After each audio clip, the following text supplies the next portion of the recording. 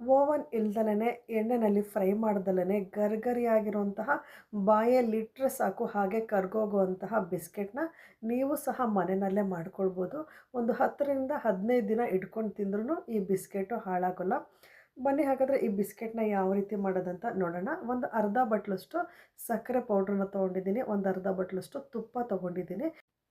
ನೀವಿಲ್ಲಿ ತುಪ್ಪದ ಬದಲಿಗೆ ಬೆಣ್ಣೆ ಬೇಕಿದ್ದರೂ ತೊಗೊಳ್ಬೋದು. ಬೆಣ್ಣೆ ಹಾಕಿದ್ರೆ ಇನ್ನೂ ಚೆನ್ನಾಗಿ ಬರುತ್ತೆ. ಸಕ್ಕರೆ ಪೌಡ್ರು, ತುಪ್ಪ ಇದೆರಡನ್ನೂ ಈ ರೀತಿ ಕ್ರೀಮಿ ಟೆಕ್ಸ್ಚರ್ ಬರೋವರೆಗೂ ಬೀಟ್ ಮಾಡ್ಕೊಳ್ಬೇಕು. ಒಂದು 5 ನಿಮಿಷ ಬೀಟ್ ಮಾಡಿಕೊಂಡ್ರೆ ಈ ರೀತಿ ಕ್ರೀಮಿ ಟೆಕ್ಸ್ಚರ್ ಬರುತ್ತೆ. 1 ಬಟ್ಲಷ್ಟು ಮೈದಾ, 1/4 ಸ್ಪೂನ್ ಅಡುಗೆ ಸೋಡಾ, 1/4 ಸ್ಪೂನಷ್ಟು ಬೇಕಿಂಗ್ ಸೋಡಾ ತೊಗೊಂಡು ಸ್ವಲ್ಪ ಸ್ವಲ್ಪ ಹಾಲು, ಕಾಫಿ ಕುಡಿಯೋ ಗ್ಲಾಸಲ್ಲಿ ಒಂದು ಅರ್ಧ ಗ್ಲಾಸಷ್ಟು ಹಾಲು ಹಾಕಿ ಈ ರೀತಿ ಹಿಟ್ಟನ್ನು ಕಲಸಿ ಒಂದು 10 ನಿಮಿಷ ನೆನೆಯೋಕ್ಕೆ ಬಿಡ್ತಿದ್ದೀನಿ. ಅದು ನೆನೆಯೋಷ್ಟೊತ್ತಿಗೆ ಪ್ಲೇಟ್ಗೆ ಸ್ವಲ್ಪ ಎಣ್ಣೆ ಅಥವಾ ತುಪ್ಪ ಸವರ್ಕೊಂಡು ರೆಡಿ ಮಾಡಿ ಇಟ್ಕೊಂಡಿರಿ. ನೋಡಿ ಈಗ 10 ನಿಮಿಷ ಆಗಿದೆ.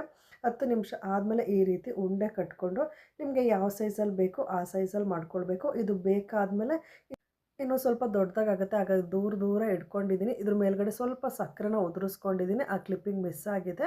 ರೆಡಿ ಮಾಡಿ ಇಟ್ಕೊಳ್ಳೋಕ್ಕೆ 10 ನಿಮಿಷ ಮುಂಚೆ ಒಂದು ಬಾಣಲೆಗೆ 1/4 kg ಉಪ್ಪು ಹಾಕಿ ಈ ರೀತಿ ಸ್ಟ್ಯಾಂಡ್ ಇಟ್ಕೊಂಡು 10 ನಿಮಿಷ ಮುಂಚೆನೇ ಇದನ್ನು ಪ್ರೀ ಹೀಟ್ ಮಾಡಿ ಇಟ್ಕೊಂಡಿದ್ದೆ.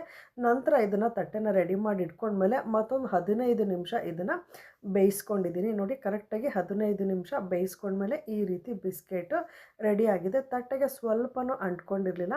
ಒಂದು 10 ನಿಮಿಷ ಆದಮೇಲೆ ನೀವು ಒಂದು ಸಲ ಚೆಕ್ ಮಾಡ್ಕೊಂಡು ನೋಡಿ ಬೆಂದಿದೆಯಾ ಅಂತ. ನಾನು ಒಟ್ಟು 15 ನಿಮಿಷ ಇದನ್ನು ಬೇಕ್ ಮಾಡ್ಕೊಂಡಿದ್ದೀನಿ. ನೋಡಿ ಎಷ್ಟು ಗರಿಗರಿಯಾಗಿ ಬಂದಿದೆ ಅಂತ. ಈ ಬಿಸ್ಕೆಟ್ ಇಷ್ಟ ಆದರೆ ವಿಡಿಯೋ ಲೈಕ್ ಮಾಡಿ, ಶೇರ್ ಮಾಡಿ. Thank you.